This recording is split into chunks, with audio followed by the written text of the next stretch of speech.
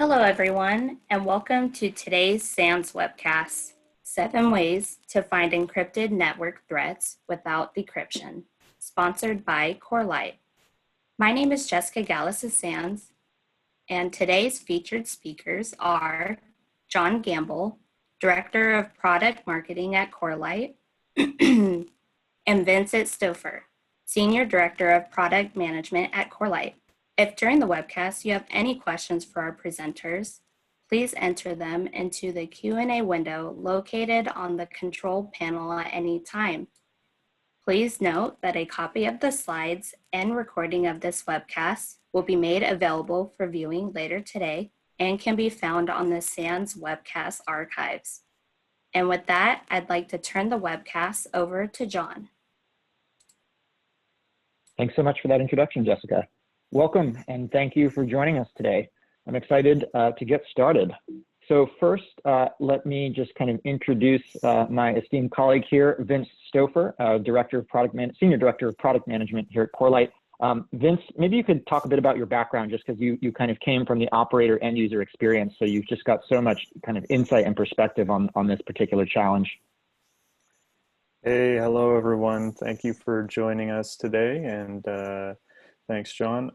Yeah, I come from a network background originally, and then moved into security when that really started becoming a thing, and spent a lot of time using Zeek and other network security tools, and really that led me into the ability to go and join Corelight and share Zeek and the power of that data with the rest of the world. So excited to tell you a little bit more today about how we can work with encrypted traffic and show you without decryption a lot of the power of the Zeek and Corelight data. Great.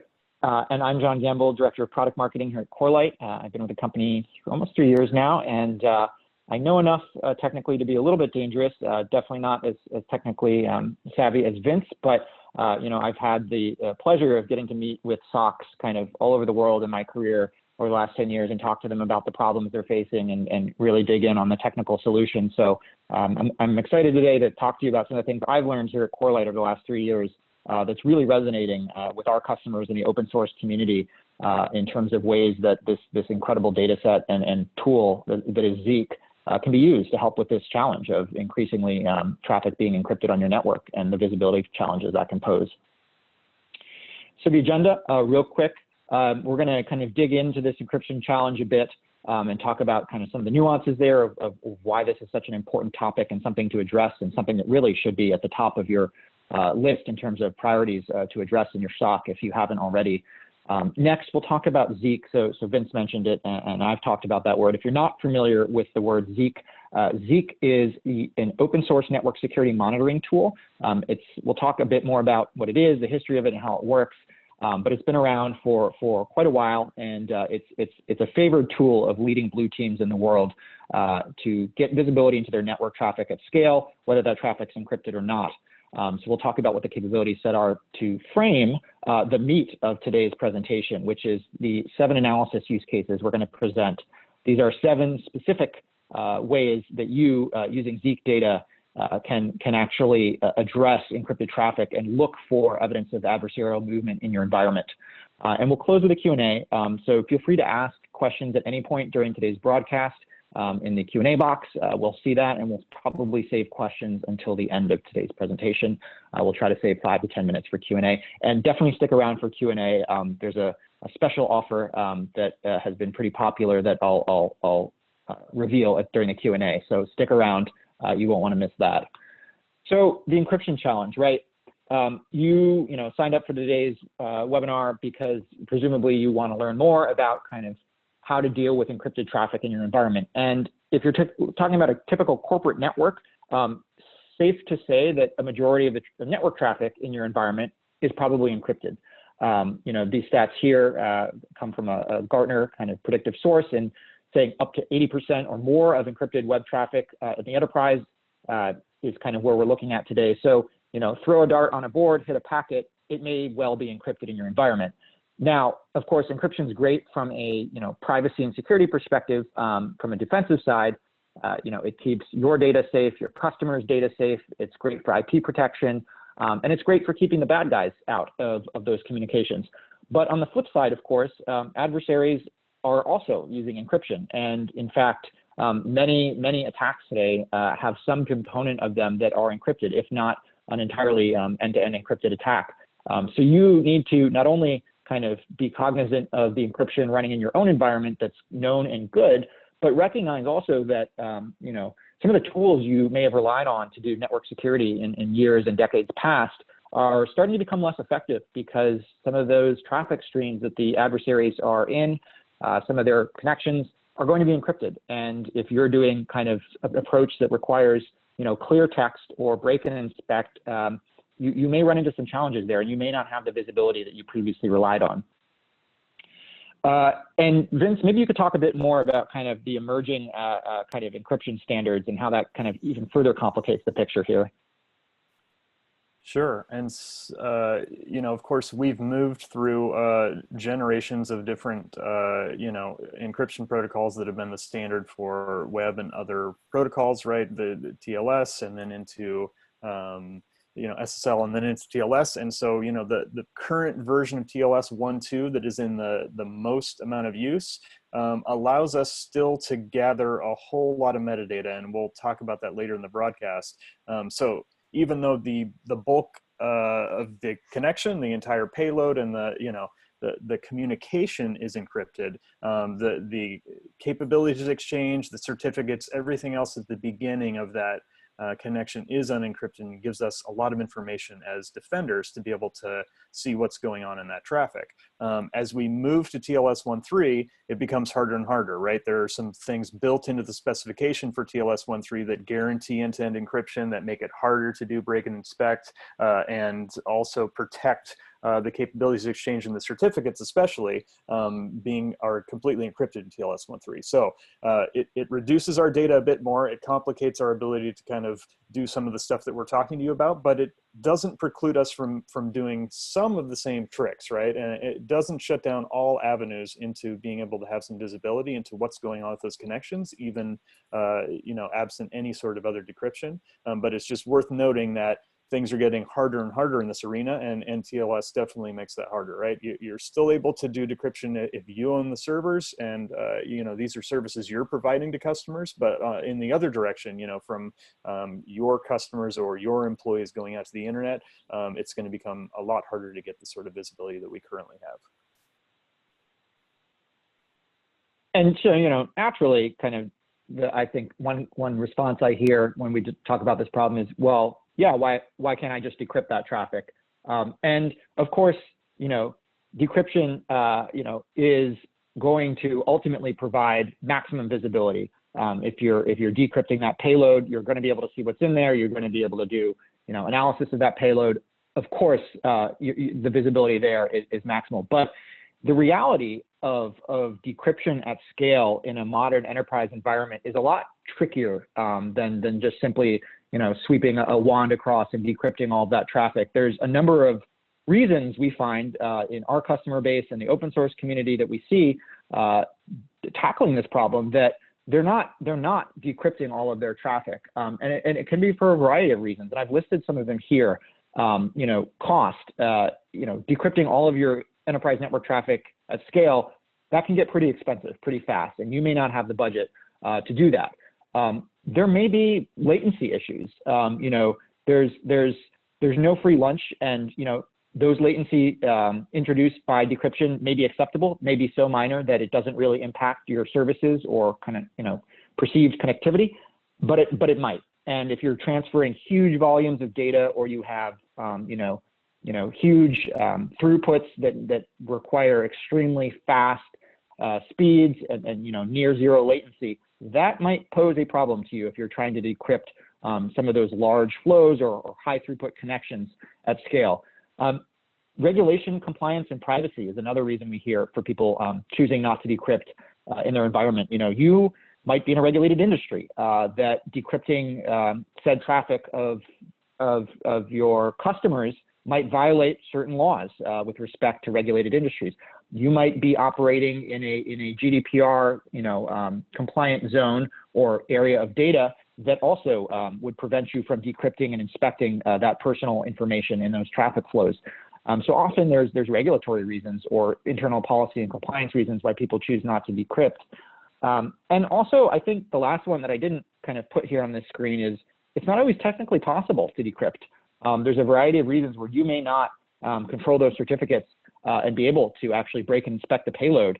And in those cases, you know, even if you had infinite budget, even if the performance aligned for your use case, and even if there were no kind of regulatory reasons not to, technically you might not be able to. And so, you know, we're not here to say that this approach that we're going to present today is a, you know, wholesale replacement for decryption. It's not. We just need to recognize that for the modern kind of enterprise, the reality of, you know, wholesale decrypting your traffic is rarely happening, and it's for those reasons, aforementioned reasons. Vince, I don't know if you have anything to add before we move on to that section.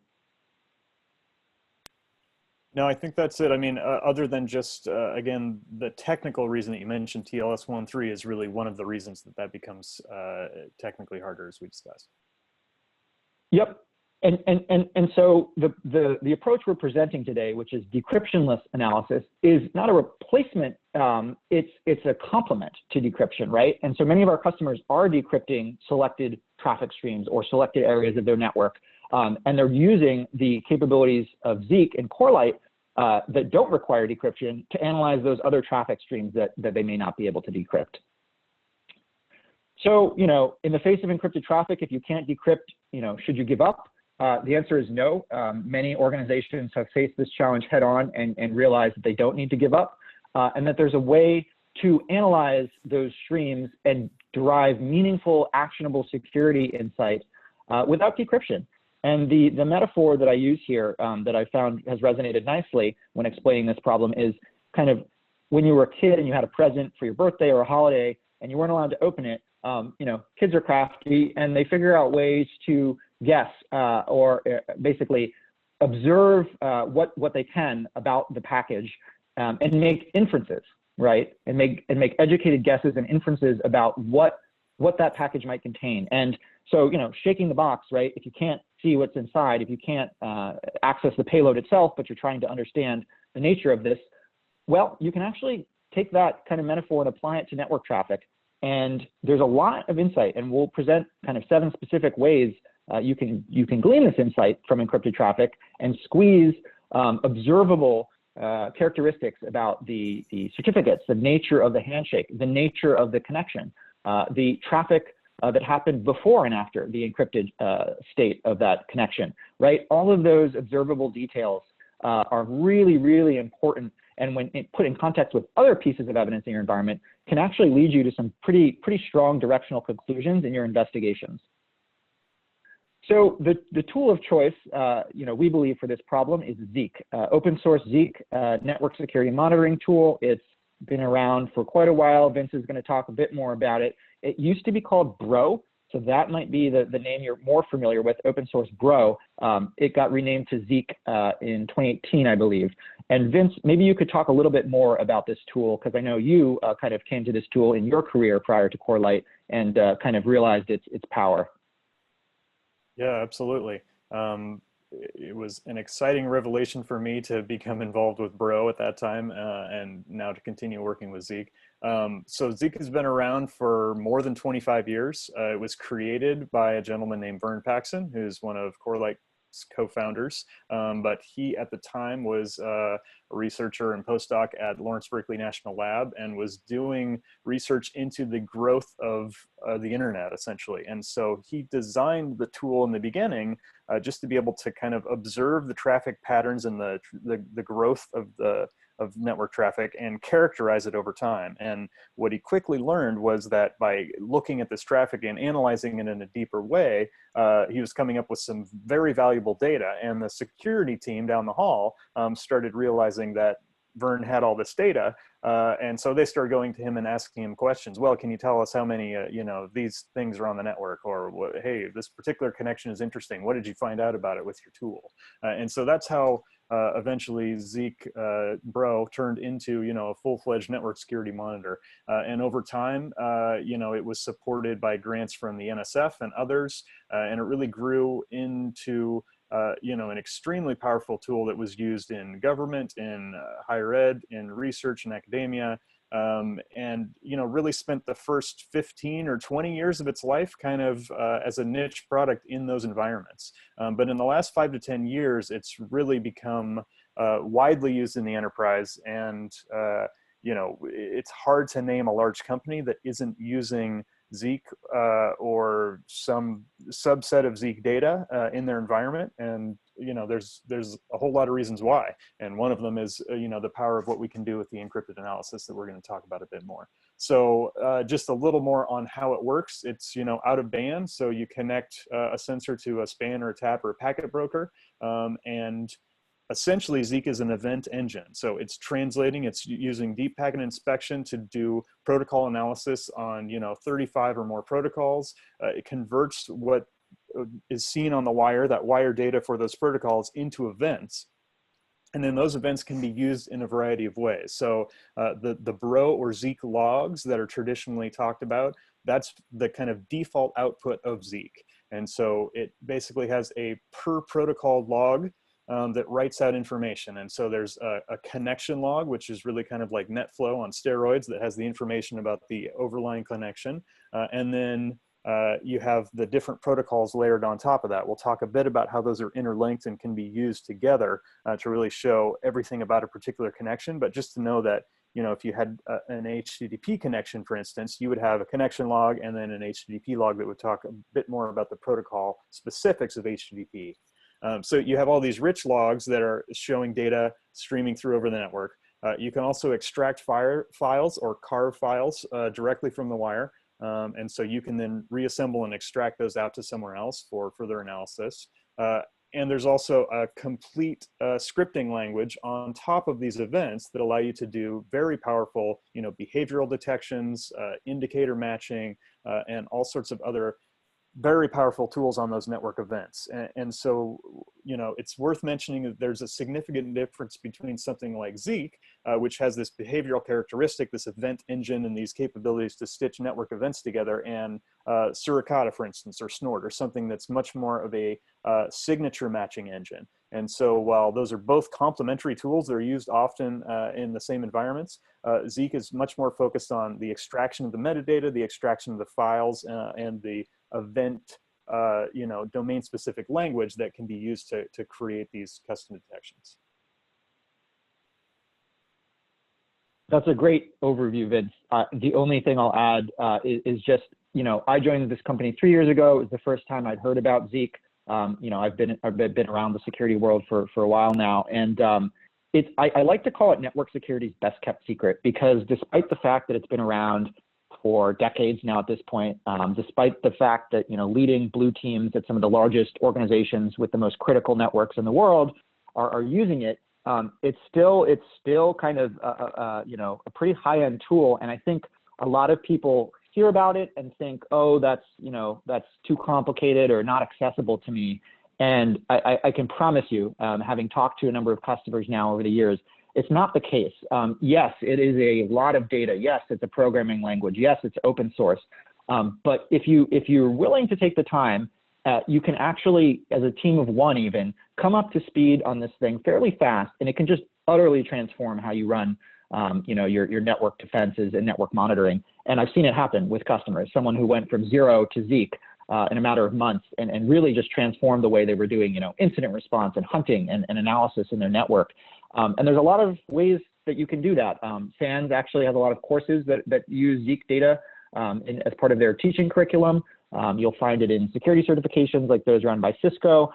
It's a data format that's used by many, many security vendors out there. So some of your favorite security tools actually might be using Zeek under the hood, but it's also a data format that's widely accepted by most of your favorite SIMs or data analysis tools. So once you start kind of, picking behind the covers, you'll figure out that this tool is actually pretty ubiquitous, and it's not as complicated and kind of daunting as it might first seem if you're willing to invest some time. And we actually have a very special offer at the end of this webcast that can help you really get up to speed quick on Zeek data.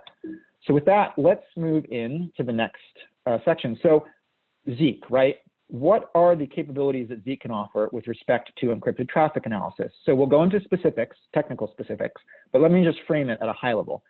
When I'm explaining what Zeek can do with respect to encrypted traffic analysis, I really break it down into these 4 things. There are 4 things that Zeek can do for you if you've got an encrypted traffic stream that you're not able to decrypt. Number 1, it can reliably identify where encrypted traffic is occurring in your environment. Now, that might sound obvious or self-evident or simple. It's not, because what you find is that a lot of DPI tools, deep packet inspection tools, come out of the IT world, and the IT world and network performance monitoring world is less concerned with, one-off, port or protocol, misconfigurations or errors or trickery, and more concerned about kind of the actual, performance impact of those streams and kind of anomalies at scale that can impact kind of deliverability of services. And so those DPI engines, often many of them are just simply trusting the traffic to correctly self-identify, right? Hey, I'm SSL. Oh, okay, you're SSL. I'll ignore you because you're encrypted, and therefore I can't analyze you. But trusting the traffic to correctly self-identify at the header level, in security, that's not acceptable. We need to trust, but we need to verify. And that's what Zeek does really, really well. It actually parses the traffic and goes beyond that, hey, I'm SSL, and actually tries to parse the traffic. And if it's not SSL, it'll let you know that. On the other hand, if you're in an area of your network where you wouldn't expect to see SSL, Zeek will still pick it up because it actually kind of runs all of its protocol parsing engines against the traffic until it correctly identifies what it's seeing. So if it's Kerberos traffic running in a weird part of your network that you wouldn't expect, it will actually see that. And so identification is actually a bit trickier if you double click on that problem. And so recognizing where encrypted traffic is occurring, what kind of traffic it is across ports and protocols in your environment is especially important from security, because adversaries might be doing funny things like trying to hide in 443, port 443 traffic just because they believe you're going to ignore that traffic because you would presume that's encrypted, when in fact, they might not actually be encrypting that stream. And we see that happening.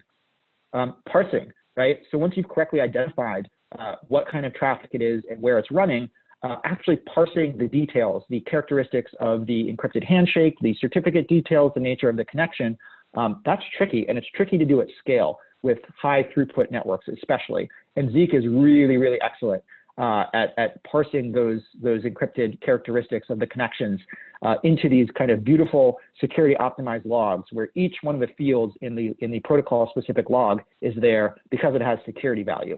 And that's another difference that you'll see between Zeek and other DPI tools out there that may come from kind of IT network performance backgrounds is in their world, they generate a lot of data that may have relevance to IT or network ops, but in security may not be useful, and maybe kind of noise that distracts from kind of quick security search.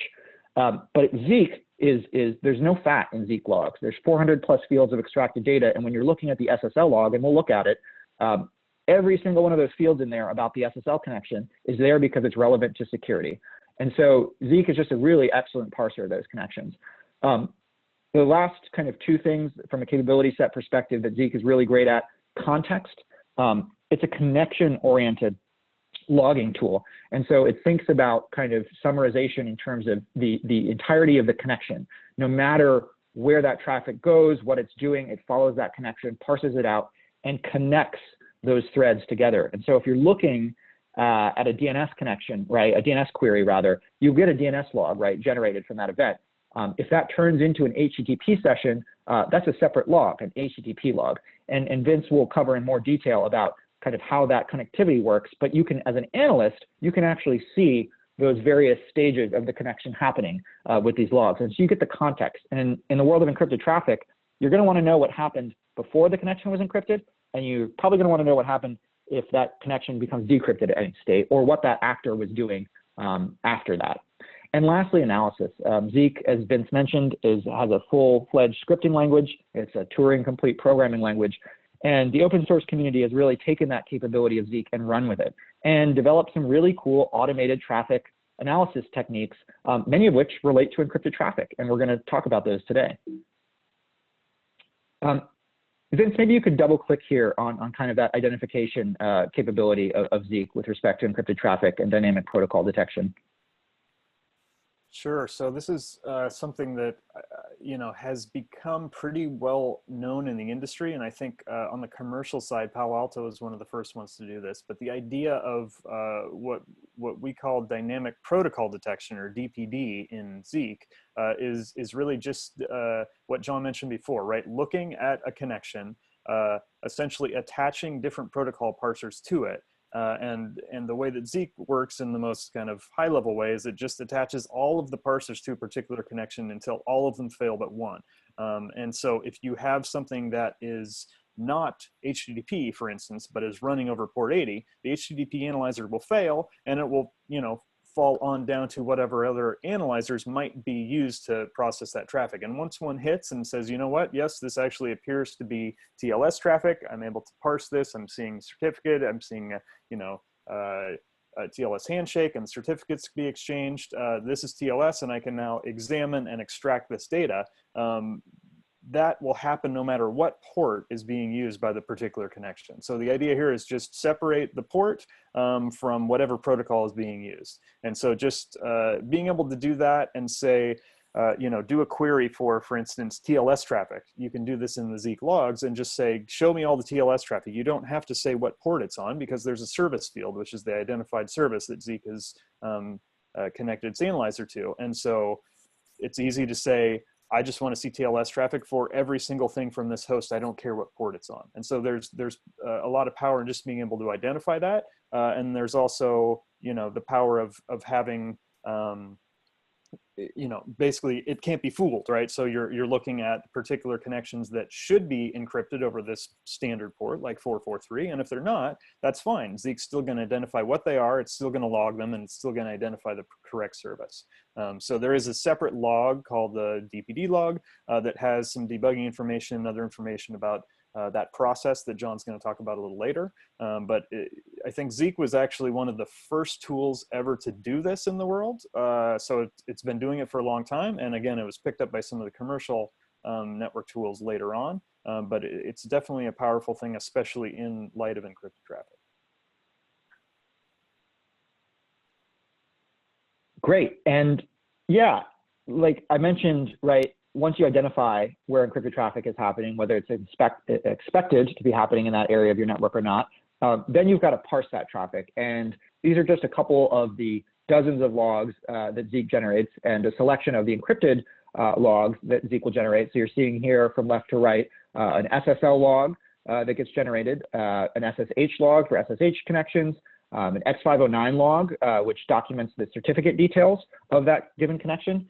There's also a Kerberos log and a couple other logs as well. So this is just a small snapshot of the logging capability of Zeek, but it's focusing on some of the key encrypted traffic logs that Zeek will generate.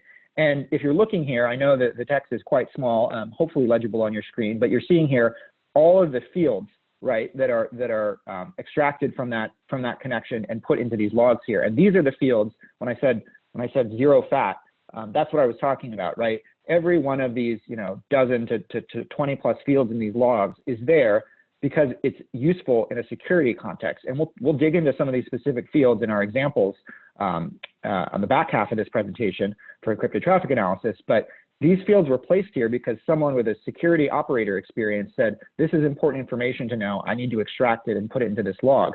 And so you can see things here like for the X509 log, for example, here on the right, the orange log. If you look down here into kind of the fourth, fifth, sixth row about certificate not valid after, it extracts the detail about the certificate expiration dates, right? That can be important information, and we'll give you a specific example later on in this presentation to know if you're trying to track an adversary that might be lazy and might not have kept up and renewed their certificates and might have let one expire. That could be a leading indicator of risk in your environment, for example. You get details over here on the left-hand side in the SSL log about the nature of the kind of the encrypted connection with respect to the cipher suite used, the elliptical curve, right? These are very technical aspects of an encrypted connection, but if you can reveal them in this log, you can start to track and identify specific SSL connections. And we'll give you a specific example of how that's possible later in this presentation. Vince, maybe you could talk a little bit about kind of the interconnectivity of these logs and why they're so powerful in a security context. Sure. So this isn't necessarily specific to the encrypted traffic analysis portion of Zeek, but this is generally just how the correlation works between the different types of logs that Zeek produces. So as I mentioned at the beginning, you know, the connection log is kind of the overarching log for every connection. So again, John mentioned Zeek is connection oriented. So instead of having, you know, each individual side of the connection like NetFlow, and, you know, NetFlow can be stitched together, but by default, Zeek is connection oriented. So you're going to see the entirety of the connection, all the information about it. And that means actually that the connection log doesn't get written out until the connection's complete, right? So there's some ways to do intermediate logging of the connection, but what you want to see at the end is, hey, this connection completed and here's all the information about it. And so the connection log is kind of the overarching log that shows exactly what happened for every connection. And then underneath that, you have the ability for Zeek to analyze the protocols within that connection. And so, for instance, we have a couple other log examples here, but for instance, we have DNS, we have HTTP, and we have files log. So 3 examples of other types of protocol analysis that Zeek might do, and then log out specific you know, information about that protocol in the specific protocol log. So in the DNS log, we're going to have information about the query and the response and the type of query it was, all of that stuff. In the HTTP log, we're going to have specific information related to the HTTP methods, to the referrer, to what the URI was, you know, all the sort of information that you'd be looking for in an HTTP transaction. And then in the files log, which is one of the most powerful logs in Zeek, every single file that crosses your network passes through the files log. And essentially, if it's a file being transferred over some protocol that is has the ability to do that, and that includes, you know, dozens of protocols really, you're getting information about who sent the file, who received it, how big it was, and you're going to get by default hashes of the file. So every single file that crosses your network is going to get hashed and put into that files log. So now if you've got a particular indicator, an MD5 or a SHA-1 hash, you want to go back through and look, you just go to the files log and you're going to see every single file in your network.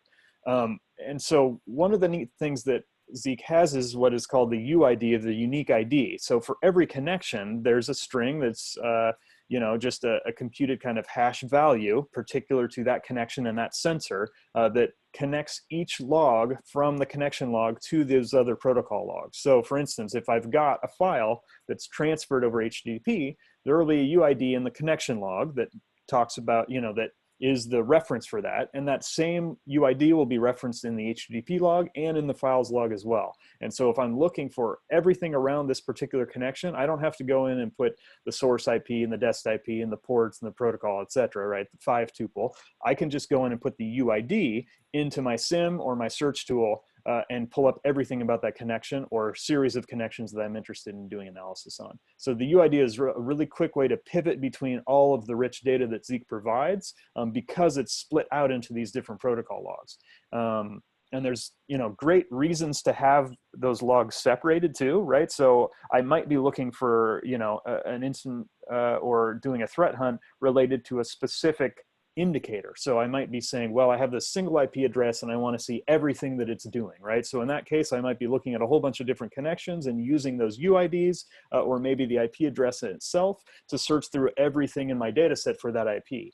But I might do something kind of the reverse and say, well, I just want to look in all the DNS transactions and I want to see every single client on my network that has searched for this particular domain or done a query for this particular domain name, right? So I could look in the DNS log for that without really looking at any of the other logs.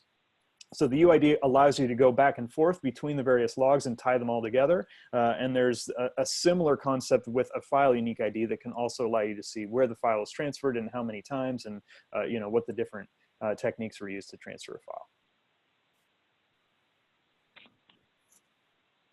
Great. And lastly, that analysis capability I mentioned of the kind of 4 key Zeek capabilities with respect to encrypted traffic analysis. Yeah, I mentioned there's an open source community out there that has developed, dozens and dozens of analysis packages, many of which relate to encrypted traffic analysis. And one that we'll be talking about more in the next section is the JA3 script, which is a very, very popular Zeek script developed by some folks that were over at Salesforce, and it allows you to fingerprint SSL connections. And I believe Vince will dig deeper into that in the next section with the use cases. But this is just one example of one of the many dozens of open source Zeek scripts that are freely available to download and run in your environment if you're using Zeek. And it's a great benefit of using an open source technology like Zeek. You're just continually getting the cutting edge of network analysis through the power of the community, especially because a lot of the developers that contribute to Zeek are some pretty sophisticated kind of cutting edge security engineering types. So, I think in the last 12 months, I believe a G-Quick analyzer was added, which is Vince, keep me honest, I believe that's an encrypted protocol as well. Yeah, by default it is. Yeah. And that's a great example, right? Like someone in the community went out and created a new protocol analyzer for Zeek to parse a new encrypted traffic protocol. This JA3 script is an automated script to help you track and monitor encrypted connections in your environment. Again, community developed. So it's not, when you're using Zeek, you're not just using it in a vacuum, you're not using it by yourself. There's a community of support and innovation going behind this tool. So, all right, we've now kind of framed the discussion. So these things that we're going to show you in this next section should hopefully make more sense, and we're not diving too much into the technical weeds. Let's get into it. Let's look at 7 specific ways that you can use Zeek to find encrypted attacks in your environment. So I'll present number 1, the first one here. So tracking rare and self-signed certificates. So the X509 log that I mentioned earlier, right, parses all this great detail about the certificate itself. So this is a lot of metadata about the certificate being used for that particular connection. One of those fields is the certificate subject, and I've highlighted that there in red. So let's imagine you're in Splunk, for example, and I'll just use Splunk here because it's a pretty common SIM tool in a lot of SOCs. And let's imagine that you want to look at all of the X509 logs in your environment as a starting query, right? You want to say, I want to just see all the X509 logs and just get a broad view of certificates in my environment. And so you run that search, it's going to pull up a bunch of different logs. Well, here's one of them, right? And you look at the certificate subject of that particular X509 log, and maybe that catches your eye. Internet widgets seems a little strange. You're wondering what that is. Is this legitimate? Is this is it anomalous? Is it adversarial potentially? Might be a question on your mind, and you want to dig deeper. And so if you go back into your Splunk query and you say, you know what, I want to get an aggregate view of certificate frequency use in my environment, you can run this new query here where it's actually going to count the instances of those certificates being found in your environment and sort them. And so you do that, and you notice now that, hey, that particular down there below the fold might be a rarer used certificate in the environment. And that might be interesting to you. Say, okay, so this isn't commonly used. It's somewhat rare. It's not unique, but it's somewhat rare. And you might plug those certificate details into Google and just start researching the certificate to pull in some threads. And you might find out, hey, someone's been tracking a particular threat actor where they were using those subject details in the certificate itself. And so very quickly you can go from kind of a high level of show me all the certificates in my environment to digging into rarity to honing in on a specific certificate and digging deeper there and potentially finding a linkage to an adversarial movement. You can also do the same thing with self-signed certs. So an adversary might be using the cert that they themselves created and signed because they don't want to pay for a domain certificate authority issued cert. And so you can also do the same thing there, and you can say, show me all instances of self-signed certs in my environment, and you can actually see single-use certificates in your environment that might be adversarial. Yes, and that's the field there that you would use for that particular use case. Vince, for use case number 2, fingerprinting SSL connections, I mentioned briefly the JA3 script. Maybe you can dig deeper here. Sure, I'll just give kind of a little bit of overview of what J3 and J3S are. So this is the Salesforce security team, 3 guys with the initials JA, I think John mentioned that, created this. And it's now become kind of the de facto standard for client-side SSL and TLS fingerprinting. And you see in the chart at the top, basically what it does is take, during a TLS handshake, you have a number of kind of messages that are exchanged between the client and the server, and there's multiple steps there. And during that handshake, they negotiate the different TLS versions they're going to use, the ciphers, the extensions, what elliptical curve is going to be used if you're using ECC, et cetera. And so you see the various options that are being negotiated. And so what J3 does is essentially just take the values of those bytes and make an MD5 of them. So it's just kind of saying, look, they're going to be in a unique order. They're going to be a specific set of these things, and they're going to be the same for a single particular client. So by taking those, by taking that hash and looking for that across my network, I can see a particular client that's negotiating in the same way, no matter what the IP address is, no matter where it's coming from, inside or outside of my network, right? And so they certainly are, how do I put this? I mean, there's certainly collisions, right? There's certainly things that are not unique. There's certainly things where J3 isn't the best fit, but it's better than having no information, right? So certainly there are some sites out there where you can see, what particular J3 fingerprints map to which clients. And then there's also even some malicious lists of what, bad J3s might be. But basically what you're getting is this common version of a hash that is representing the, a particular client set of these negotiated options that should be the same. And J3S is the same for the server side. You see it uses a little bit less in terms of those capabilities that it offers, that it calculates the hash on, but it's the same idea, right? So you just get a hash based on those particular, the version, the cipher, and the extensions, exactly what order they were in and exactly what was chosen. And so that can be unique to a particular client. There's a link here to read more. It's a really interesting tool. It's been out for a number of years. It was originally created for Zeek, and Suricata and a number of other security tools have now adopted it, but it was really designed for Zeek from the beginning. So, this is something that is easy to add to open source Zeek and that we have built into the Corelight product.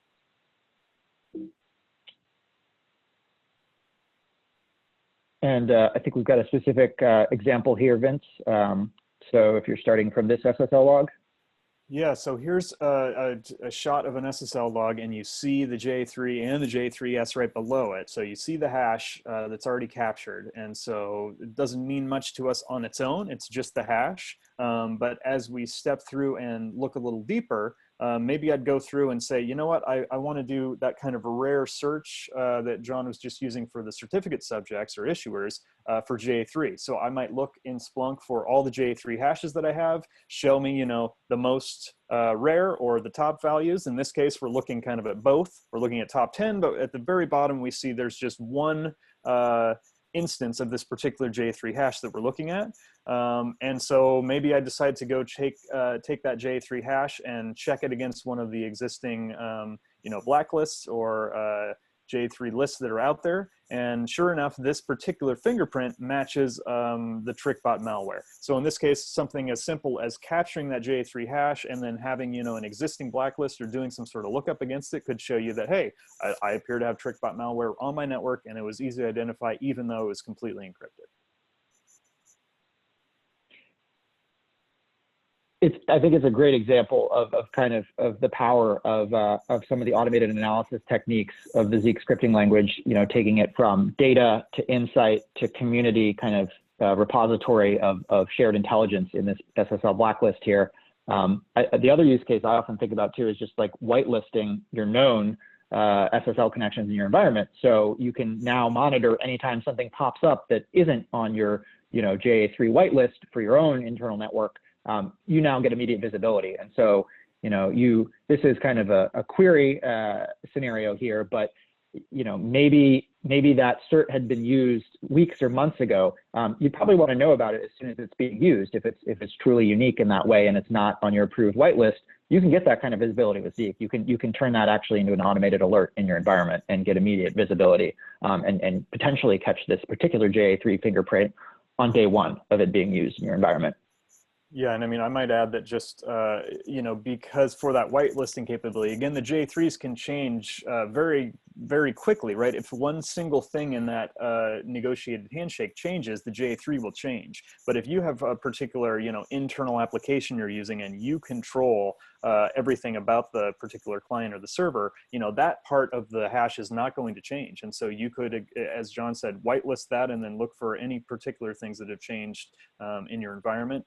For a specific client, or for doing an IR investigation or a threat hunt, you can focus in on particular couple of malicious clients or actors or whoever that are using J3, that are using a particular tool. Take that J3 and then search through your data to find all the instances of when that's hit. And so that can also be another reason. J3 was originally, one of the motivations behind it was the kind of red team, blue team attacking Salesforce, and they were able to really track down the use of Metasploit by using JA3 and catch the red teamers just by having this sort of visibility. Number 3, tracking kind of port 443 abuse or SSL trickery. I've highlighted on the left here the dynamic protocol log that Vince mentioned earlier in the presentation, the DPD log. This log is created when there's a failure, when Zeek runs all of its dozens of protocol analyzers against a given traffic stream and they all fail. One of these logs is generated, and that can be particularly helpful if you're getting one of these logs generated for expected SSL traffic, because many security tools, as I mentioned, like firewalls or things like that, will ignore encrypted traffic streams because they can't break and inspect them. But if you've got Zeek running in your environment, you've got that backstop of analysis. And if a DPD log fires, what that means is Zeek has looked at that encrypted traffic stream and said, this isn't SSL. We can't parse, even though that this is running on 443, we can't parse it as SSL. It's got to be something else. And I heard a neat story a couple years ago from a incident responder who he used this technique to basically find a hidden C2 communication in his environment.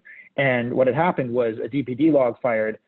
He looked at it, and when he started pulling on the threads, he realized it was a custom protocol that the attackers were using for C2 communication over 443. It wasn't SSL. It wasn't even encrypted. It was just running over that port because the adversaries had assumed incorrectly in this particular case that no one would be looking that deep at traffic running over that port. And so it's a great example of being able to kind of double click on what traffic appears to be with Zeek and being able to find an underlying signal that may lead you down a path to finding an adversary. And so Vince, maybe you could talk now for number 4 about hash and what the fingerprinting capabilities are there. Sure, and so this is quite similar to GA3, but it's specific to SSH, right? And so when there's a capabilities exchange for an SSL, an SSH negotiation between the client and the server, you get a whole bunch of similar properties that we talked about for a TLS handshake that the client and server negotiate. So, a client may offer a whole bunch of different cipher suites to be used and a bunch of different authentication mechanisms, et cetera. And then the server will say, okay, well, here's what I support. Let's agree on our methods, and then we will start the connection. And so hash, also from the Salesforce team, very similar thing where, we're basically taking a number of options. And I think actually, if you can go to the next slide, John, we'll show here are the key exchange methods, the type of encryption being used, the message authentication type, etc. Put all those together and make a hash out of them. And so very similar way to identify a particular client or server based on just those properties, and then be able to just have a hash to match that on. So I can then search for, this particular version of Dropbearer, for instance, SSH client, by using its hash, HASSH hash. And so it's an easy way to identify particular clients and then look for, if for instance, your Joe, the admin user, is using SSH from home, he has a particular hash, string for the client he's using, and that probably doesn't change all that much except for version upgrades, etc. So again, if you're able to either use this as a whitelisting or blacklisting tool, it can be pretty powerful to say, hey, show me all the different clients that we're connecting to this particular SSH server, and then look for outliers or look for changes when those happen over time. I think this particular example is especially relevant in the world we're in today right now, where, Vince and myself are working from home. I think many of you might be working from home who are listening to this as well. I mean, if you can apply whitelisting and blacklisting to your SSH connections, that's really powerful. I mean, you want to whitelist, you want to know, Sally, the developer's SSH fingerprint, if she's remotely logging in from her home to development resources. You want to know Joe, the admin's SSH fingerprint, and whitelist those. And then in the same way that I mentioned on JA3, you can now get early, immediate day one visibility into non-whitelisted connections. Same thing here with SSH. If anyone connects into your SSH infrastructure that isn't on your whitelist, you can know about that on day one with the Zeek tool, with this particular hashing technique. So I think that's just a really powerful and relevant use case, especially for today. Tracking expiring and soon-to-expire certificates, another flavor of the first use case that I gave around self-signed and rare certificates rather. Again, this may be a leading indicator of risk in your environment. Certainly from a hygiene perspective, you want to know about expired or soon to expire certs, but also from an adversarial perspective, this may be a leading indicator of an adversary. Again, adversaries are not trying to do more work than they have to. So, yes, they're going to encrypt their connection because they don't want you to see it or inspect the payload.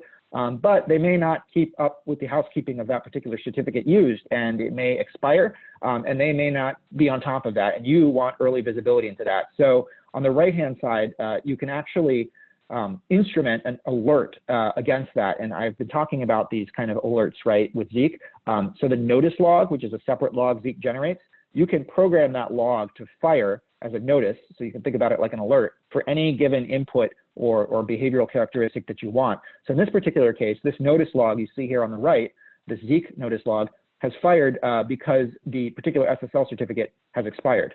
And so you can actually automate visibility into expired certificates in your environment in that way. And that can be, again, a great way to get early visibility into potential adversarial movement. SSH inferences. So Vince, do you want to talk a bit about this? These are, I'll note, Corelight proprietary. So the prior ones are open source available, and these that we're going to talk about now are just available in the Corelight product.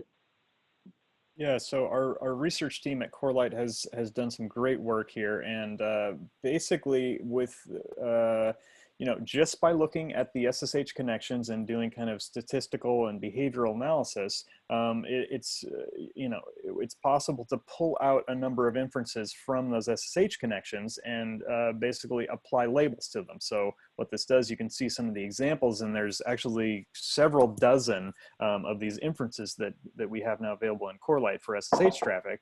So this can identify things like, hey, this particular SSH session, appears to be starting a reverse shell, or this particular SSH session appears to have a person typing on it, interactivity, or this particular SSH session has a file transferred, uploaded or downloaded. All of those things, there's tells in the encrypted traffic through, the amount of data being sent and the timing of the packets, etc. Right, where these are pretty surefire indicators that these particular things have happened within an SSH connection. And so then, these aren't necessarily malicious at all, right? It's not malicious that someone is typing over SSH. That's what SSH is used for. But again, if you're in the context of a particular investigation or you're threat hunting, you could take something like, hey, I have a hash value, like we just talked about.